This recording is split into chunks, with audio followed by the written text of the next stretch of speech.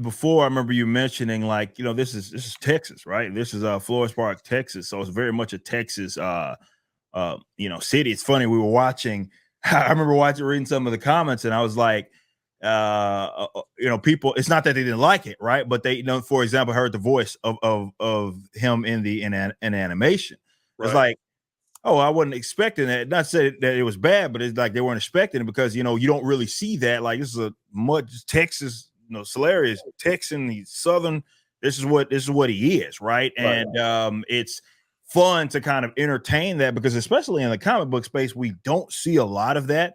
Yeah. And I'm not saying that just because I'm from Texas. That was actually because I knew it and I understood it was really a big part of why we started there with the Riververse, and it was also going to be just refreshing in the sense that, well, this is not done a lot, right? You see, we know New York City has a million people, characters that are there.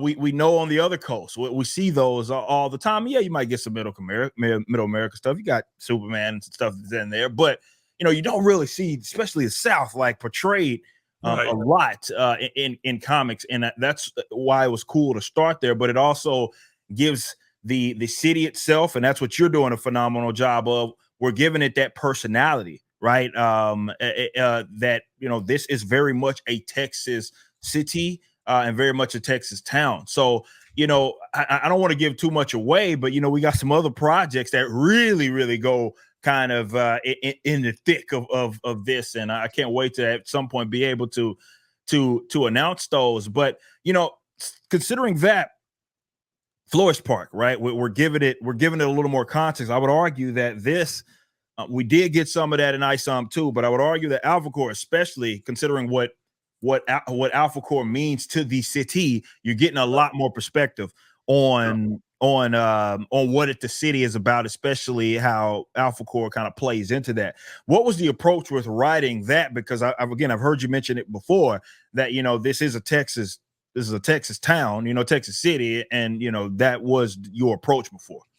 Yeah, Texas City. I mean, cities in Texas are different. Just like cities in Florida are different. Cities up north are different. And my bona fides, I know I'm a guy from Philadelphia. Yeah. What do I know? But my dad was an unreconstructed West Virginia hillbilly, so I know all about below the Mason-Dixon line.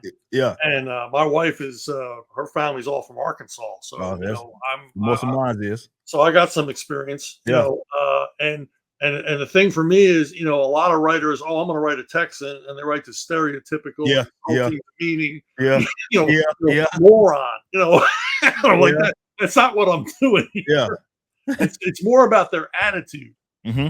Than trying to ape the speech patterns and stuff like that. Because, you talk just like anybody else. Yeah, you got an accent, but I'm not going to try to do an accent. Yeah. That reads horrible. Yeah. But yeah, I mean, just trying to give this place a feel of its own, with the way the city's constructed and the different features of the city, and trying to add some I know you're doing the same thing, trying to add some consistency with like names of hospitals, names mm-hmm. of bridges. What are the supermarket chains called? What are the fast food chains called? I mean, I was helping out Joe designing logos. Yeah. For new restaurant chains. Yeah. So we can feature these again and again and again to bring consistency to it. Yeah. And plus, I want some T-shirts. I created a fish restaurant called Boy Howdy, and I want a Boy Howdy. We're gonna get all of that. Like, that's what's gonna be so fun about this part, and because you have it's obviously in universe cool stuff, right? And as I'm world building, you're doing the same thing.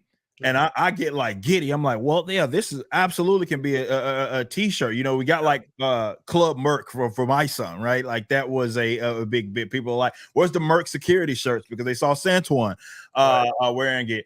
Or Projexis. That was a big part of ISOM too, right? So seeing that, are we gonna get some Projexis merchandise? Like that is it's fun. Like it's really fun to do. And now that because we're at the ground level, we get to do stuff, and we're going to continue to see this stuff in future product, and it's just having a blast here. I mean, and it brings the fans in, especially the absolutely. core fans, because to me, if you're a real fan of something, the more obscure the reference, Mm-hmm. the more it's like, hey, yeah, I'm really into this. Mm-hmm. You see somebody else wearing the same thing, or they get what the T-shirt was, and it forms a community there. Yep. Around basically a big inside joke we all Yeah, that's share. essentially what it is, right? And then if you know type of situation. Yeah, that stuff's fun. Yeah, That's fun. that's what this is about. This is what we talk about enthusiasm and what this is. With these properties right here with the Rippaverse that everybody's a part of, whether it be the ISOMs, whether it be you and Alphacore, whether it be with the Saskas and what they're about to do with Yaira here, it's the same thing. It's like we're having a level of enthusiasm. And to me, that's what comics was about. It kind of strayed away from that, and that's what it used to be about. And this is fun, man. And the fact that we're able to kind of entertain this stuff right now, and so early on, and seeing all this success, which means we're able to subsidize future ideas, which and make those come to life. That's that. I was talking about it before the show. I'm doing my campaign tour, right? This is what we kind of have to do. We got to get out here, get in front of everybody to talk. But seeing the level of success that Alphacore does, it's so motivating, because I'm like, I want to get back to work, man. I got so many ideas. Right now, man. It's hard. Well, it's got to be a kick for you because, you did 2 books on your own, extraordinarily successful, but you'd had to be wondering, well, is this just because of me? Is this just because of my following? Or am I really building something? Mm-hmm. And then you were generous enough to bring me on, let me play in your playground. And yeah, it's turned into something now. And I'm sure you got to be really happy about that. I am. I mean, I kind of talked about this in the first stream back, where it's like, look, if I'm gonna be completely honest, I mean, look, I don't want to say we're nervous or stressed. That's not the proper term. It's more like everybody's kind of on edge because it's an unknown. Yeah, bingo. It is an unknown. It's some uncertainty there because this is another property. This is not our ISOM.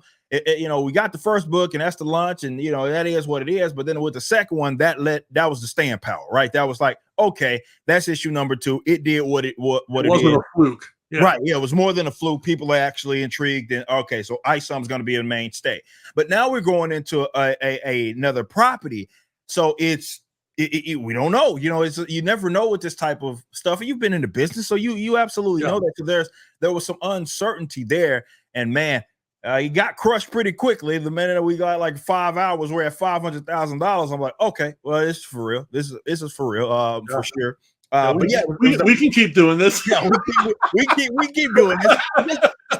It's the first non-ISOM project. It is. It literally is the first non-ISOM project. Well, and it's the first really. I mean, I know it's related to everything you do, but it's the first Eric July not necessarily related. Obviously you contributed to it, but you aren't part of the main crew. So, they support that. I mean, little inside baseball. I mean, my first project, like solo project for Richard Meyer, underperformed in his opinion and mine because his followers didn't see that he was as involved with it as prior ones. But this isn't that situation. Yeah. Most definitely. And like I said, you never know with this type of stuff. You never know. You never know. And that is part. Some of it can be fun. I mean, I don't shy away from it by any means. I already know there's going to be risks taken. Risks are going to be taken. Some things going to hit it, knock it out the park. Some are going to be okay. Some might not be performing up to standard. It's like that. But to be legitimized that early on, like that quickly, like, okay, we're going to be able to do this and continue to do this for a bit. Well, it demonstrates a level of trust. Yeah. With the fans that are buying this, that they know we're not phoning it in. Mm-hmm. They know we're going to deliver the best product we can deliver, that we're all into this. Yep. And so that's man, you can't buy that. True. Yeah. That's why we're so thankful here. We're so thankful for being in the position that it is that we are in, to be able to create. And I am thankful, obviously blessed, to be able to work alongside you and continue to definitely learn and grow here, even especially as a writer, picking up on things that it is that you kind of taught me. It's awesome. It's a great experience all around for me, for everybody that's here. Everybody's stoked. Everybody's enthusiastic about it.